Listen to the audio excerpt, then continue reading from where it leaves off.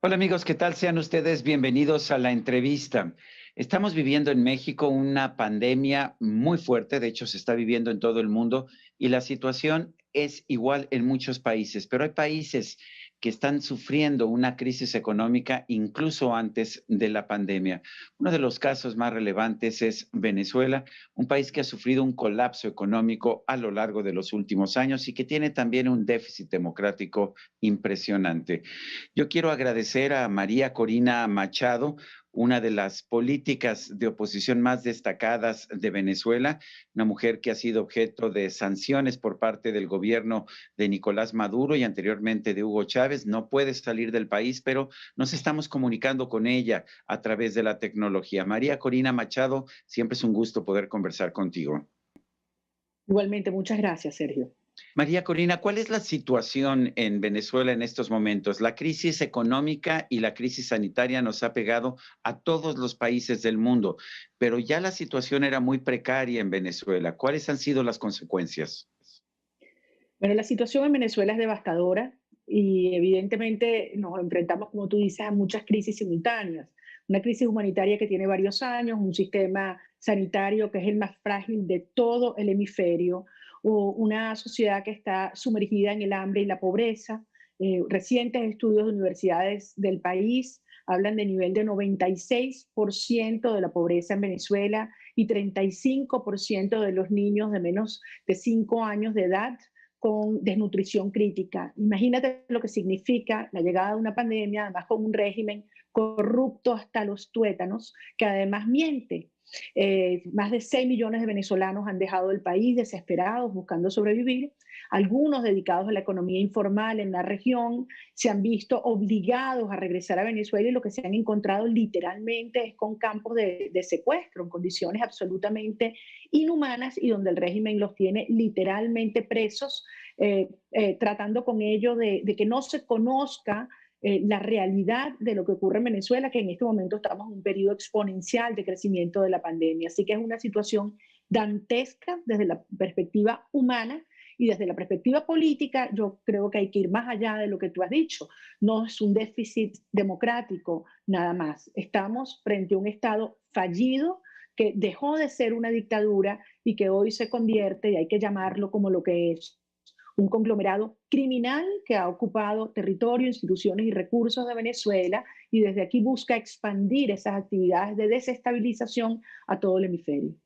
María Corina, si vemos las cifras de la pandemia, del COVID, de la epidemia, vemos que no son tan malas en comparación con otros países. ¿Son correctas estas cifras? ¿Reflejan la realidad que se está viviendo en Venezuela? Absolutamente no. La situación en Venezuela es muchísimo peor.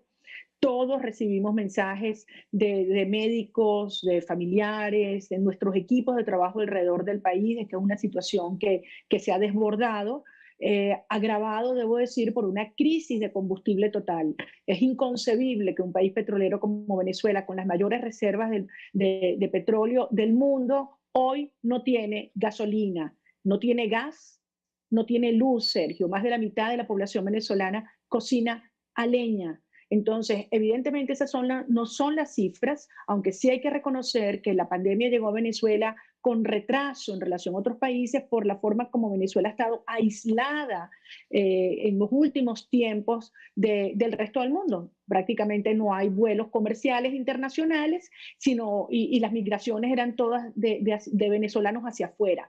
Eso hizo que se retrasara la llegada del coronavirus, pero hoy en día es una situación totalmente fuera del control y que aterra en un país donde, te repito, no hay agua, la gente no puede comprar jabón, la gente tiene que salir todos los días a comprar alimentos porque una situación de pobreza del 96%, como el que yo te dije, tú comprenderás, la gente no puede reducir sus momentos de ir a adquirir alimentos. Es una situación realmente dantesca con un sistema sanitario absolutamente colapsado.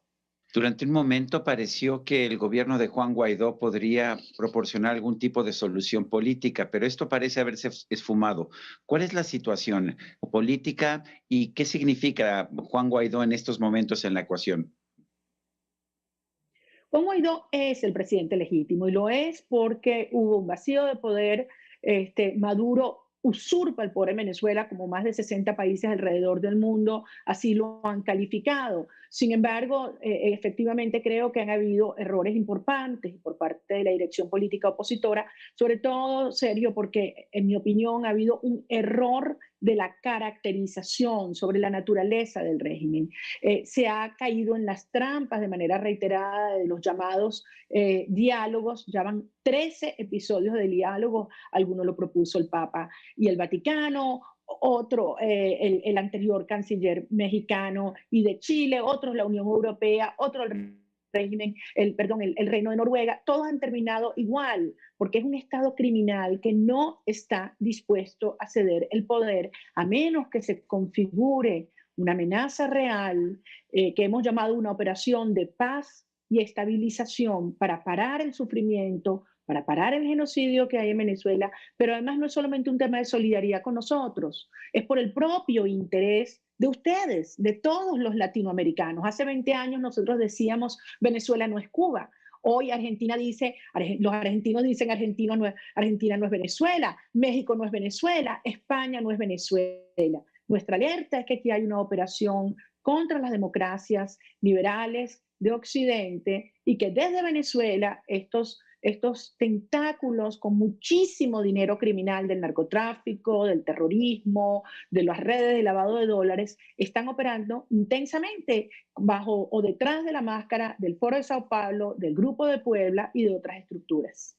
¿Qué le pedirían ustedes en la oposición en Venezuela a los gobiernos como el de México y de otros países de América Latina y del mundo para poder ayudar a una transición política en el país?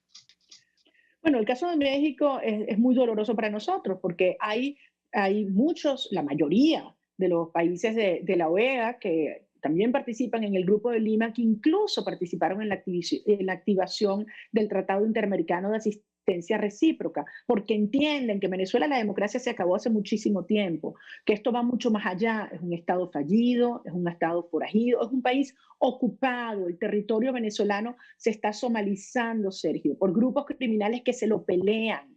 Por lo tanto, lo que nosotros pedimos es que haya responsabilidad, que se aferre a la verdad. El tiempo para nosotros se mide en muertos producto de este sistema criminal.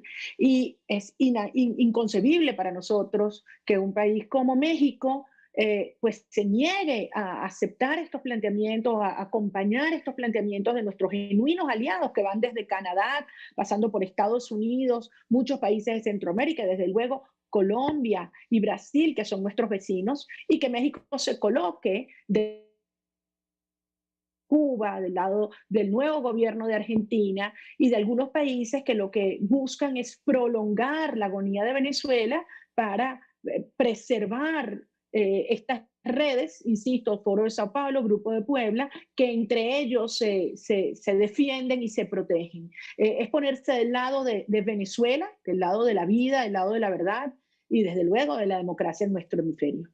Algunos miembros del Partido de Gobierno de México, de Morena, como Jacob Polensky o Héctor Díaz Polanco, siguen presentando a Venezuela como un modelo, como un ejemplo de país, un país más igualitario, un país más próspero, que sí ha tenido problemas es por el boicot de los Estados Unidos. ¿Qué les puedes decir tú? Yo creo que quienes plantean eso no tienen ninguna duda sobre lo que ocurre en Venezuela. Te quiero ser muy franca, Sergio. El tiempo de la indiferencia y el tiempo de la ingenuidad se agotó, porque estos son vidas humanas. Estos son criminales los que están en el poder en Venezuela. La propia justicia norteamericana ha hecho públicos imputaciones por terrorismo y narcotráfico. Uno se pregunta qué más tiene que pasar en Venezuela, cuántos muertos más, cuántos crímenes más, cuánta evidencia más. Estos funcionarios esa información la tienen. Así que yo más bien pienso que es un mensaje que debe llegar al pueblo mexicano y verse en nuestro espejo. ¿Es esto lo que quieren para su país? Porque una persona que es capaz de defender esta desgracia, esta tragedia, definitivamente lo que tiene en mente es un sistema que puede ser devastador para su país como lo ha sido para el nuestro. Hubo una decisión por parte de las autoridades de Estados Unidos de reconocer a Juan Guaidó como presidente legítimo, igual que otras naciones, pero con la ventaja de que podían tomar control sobre activos del gobierno venezolano allá en los Estados Unidos. ¿Qué ha pasado con esos activos? ¿Qué está ocurriendo con los recursos que tenía el gobierno fuera de Venezuela? Es una situación complicada porque evidentemente el régimen venezolano además los ha escondido en su gran mayoría. Activos importantes como la empresa Citgo, que tú sabes tiene un conjunto de refinerías en los Estados Unidos y que suministra una red importantísima de estaciones y servicios del país, es estratégica para los venezolanos porque allí podemos colocar buena parte de nuestro crudo extrapesado.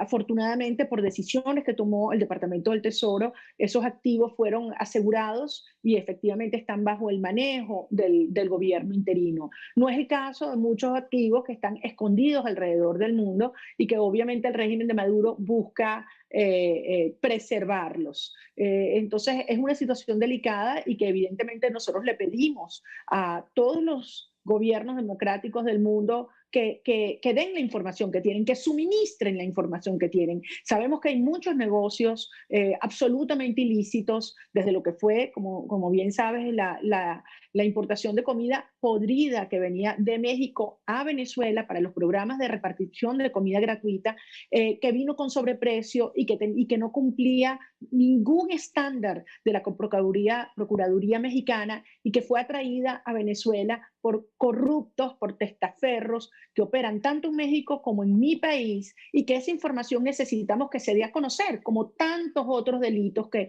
han hecho que muchísima gente esté llena de dinero y que hoy esos son precisamente los que quieren mantener un status quo. Yo siempre he dicho, lo que le temen no es a la intervención y a la acción liberadora de los aliados de Occidente, lo que le temen es a la justicia, porque saben que una vez que estos criminales salgan del poder, porque los vamos a sacar del poder, Sergio, aquí se va a saber todo, se va a saber todo. Quiénes se beneficiaron y se enriquecieron a costa del hambre y de la muerte de miles de venezolanos.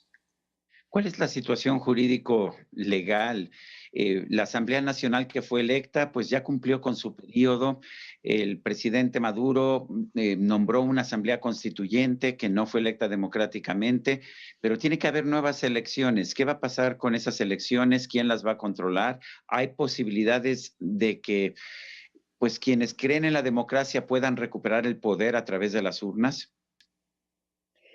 Tienes toda la razón que es muy complicado. A veces los propios venezolanos caemos en situaciones confusas porque esto es inédito. Efectivamente, esa Asamblea Nacional Constituyente irrita, ilegítima, impuesta a sangre y fuego porque asesinaron 19 personas ese 30 de julio del año 2017, no la reconocemos los venezolanos ni la reconoce el mundo.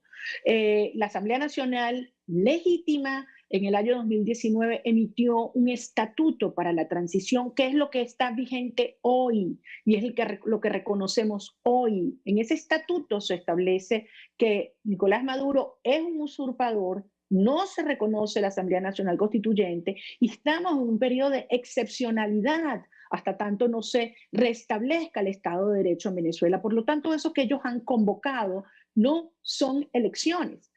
Yo te lo pongo de una manera muy sencilla, Sergio. Si en un país las mafias controlan las armas, si las leyes las controlan las mafias, el dinero lo controlan las mafias, los medios lo controlan las mafias y el territorio lo controlan las mafias, ¿quién podría ganar unas elecciones? Evidentemente las mafias. Entonces, si tú no tienes soberanía nacional y en Venezuela no hay soberanía nacional, es un Estado fallido, sin Estado de Derecho, no puedes hablar de soberanía popular. Es una situación inédita que nunca antes se ha dado en nuestro hemisferio, nunca antes. Y por eso es importante que todos los latinoamericanos entendamos que esto, insisto, no es solamente un peligro devastador para los venezolanos, sino que es también una amenaza real para las democracias de cada una de las naciones de nuestro hemisferio, de las Américas. María Corina Machado, coordinadora nacional del partido Vente Venezuela, muchas gracias por esta conversación. Gracias a ti por estar tan cerca y tan pendiente de Venezuela y ten la seguridad que esta lucha la vamos a ganar y vamos a liberar a nuestro país. Gracias, Sergio. Gracias, María Corina Machado. Y a usted, amigo televidente, que hace posible este programa, se lo agradezco también. Esto es todo por hoy, pero no se le olvide. Nos vemos la próxima.